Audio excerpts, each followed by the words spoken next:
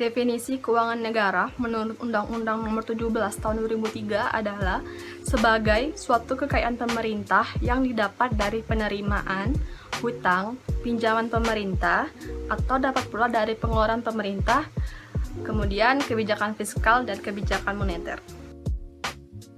Selanjutnya, ruang lingkup keuangan negara. Ruang lingkup keuangan negara ini menjadi penentu substansi yang di dalam keuangan negara. Dalam Undang-Undang Nomor 17 Tahun 2013 mengenai keuangan negara, dalam pasal 2 yang mengatur tentang ruang lingkup keuangan negara yang dimaksud dalam pasal 1 angka 1 meliputi yang pertama, hak negara untuk memungut pajak, mengeluarkan dan menyalurkan uang, dan memberikan pinjaman. Yang kedua, kewajiban negara untuk melakukan tugas pelayanan publik dari pemerintah, negara, bagian, dan memberi tagihan pihak ketiga. Yang ketiga, penerimaan dan pengeluaran negara. Yang keempat, pendapatan daerah dan pengeluaran daerah. Kelima, kekayaan negara atau kekayaan regional yang dikelola sendiri atau dari pihak lain dalam bentuk uang, surat berharga, piutang, barang, dan hak-hak lain yang dapat dinilai dengan uang, termasuk aset yang dipisahkan dari perusahaan regional maupun perusahaan negara. Yang keenam, kekayaan pihak lain yang dikendalikan oleh pemerintah dalam rangka melaksanakan tugas pemerintahan atau kepentingan publik. Yang ketujuh, kekayaan pihak lain diperoleh dengan menggunakan fasilitas yang disediakan oleh pemerintah. Asas-asas keuangan negara itu ada 5 menurut Undang-Undang Nomor 17 Tahun 2003, yakni sebagai berikut. Yang pertama adalah asas akuntabilitas, yaitu asas yang menentukan hasil akhir dari pengelolaan keuangan negara ini harus dapat dipertanggungjawabkan kepada rakyat sebagai pemegang kedaulatan tertinggi di negara sesuai dengan peraturan perundang-undangan yang berlaku. Yang kedua, asas proporsionalitas, yaitu asas ini mengutamakan keseimbangan antara hak dan kewajiban pengelolaan keuangan negara. Ketiga, asas proporsionalitas, yaitu asas yang mengutamakan keahlian berdasarkan kode etik dan ketentuan peraturan perundang-undangan yang berlaku.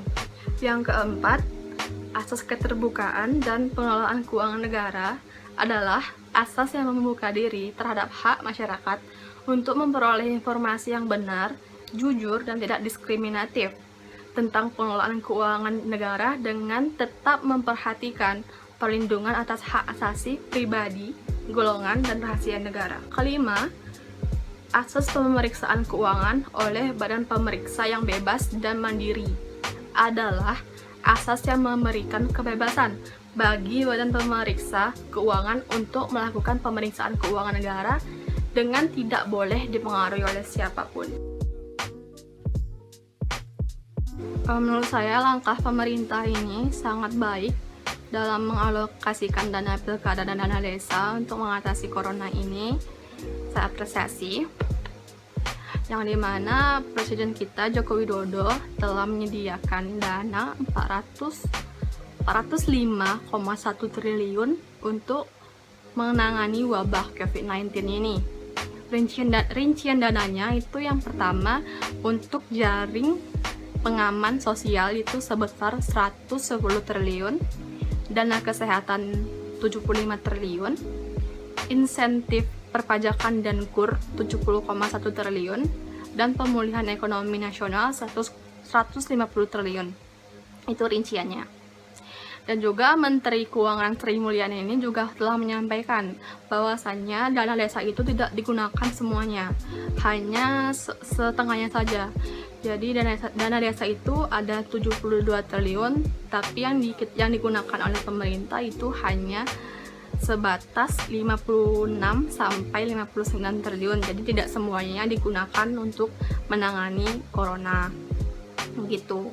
Dan juga telah ada dasar hukumnya, yaitu kebijakan keuangan itu peraturan pemerintah pengganti undang-undang, yaitu Perpu nomor 1 tahun 2020 yang telah diofisialkan tanggal 31 Maret tahun 2020 kemarin.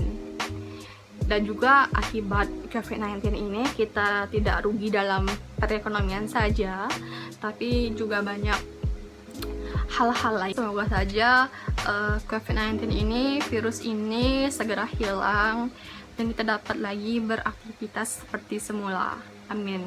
Mungkin itu saja Pak menurut saya. Terima kasih.